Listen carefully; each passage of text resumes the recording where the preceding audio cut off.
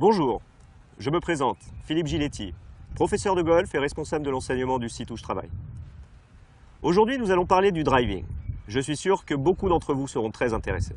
Qu'est-ce que le driving? C'est le terme anglo-saxon qui désigne la mise en jeu. Au départ de chaque trou, on essaie d'utiliser, lorsque l'on peut, le club qui va nous procurer le maximum de longueur.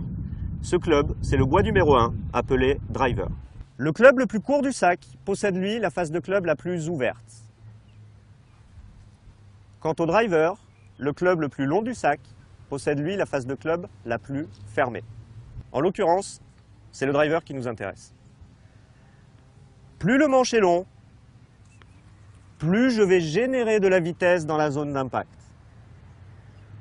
Cette vitesse me permettra d'envoyer la balle le plus loin si possible. Commençons par expliquer comment se placer convenablement devant la balle. Particularité de ce coup. Lorsque je suis au départ, j'utiliserai un tee pour surélever la balle et rendre le coup plus facile à jouer.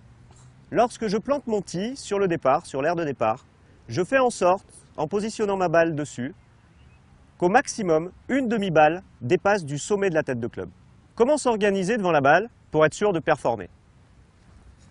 Toujours après avoir été vigilant sur la prise du grip, positionner la face de club au centre de la balle, puis placer la balle en elle-même à l'intérieur du pied gauche. Au niveau de la posture, vous devez être dans une attitude dynamique. Légèrement fléchi, le dos plat, le poids légèrement sur la plante avant des pieds. Dans cette position, vous êtes en mesure de pouvoir démarrer votre swing par le corps de manière athlétique. Après, vous êtes placé avec rigueur, nous allons parler de la dynamique.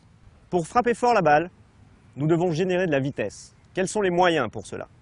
Avoir une plateforme stable et solide sur laquelle je vais pouvoir enrouler mon corps. Utiliser les leviers des poignets pour venir positionner mon club le plus proche de la parallèle au sol. Enclencher le retour par une action de rotation totale du côté droit. Puis réaliser. Lâcher le levier des poignets de manière à augmenter la vitesse de la tête de club. Et ne pas hésiter à aller vers un finish total.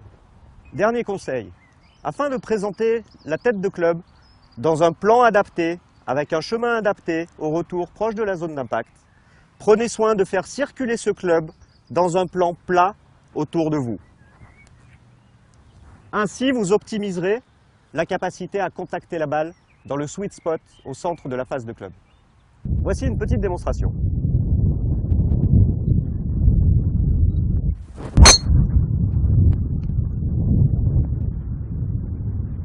Voilà, vous en savez maintenant un peu plus sur le driving. Et si vous voulez en savoir plus, je vous invite à aller regarder la vidéo sur le putting.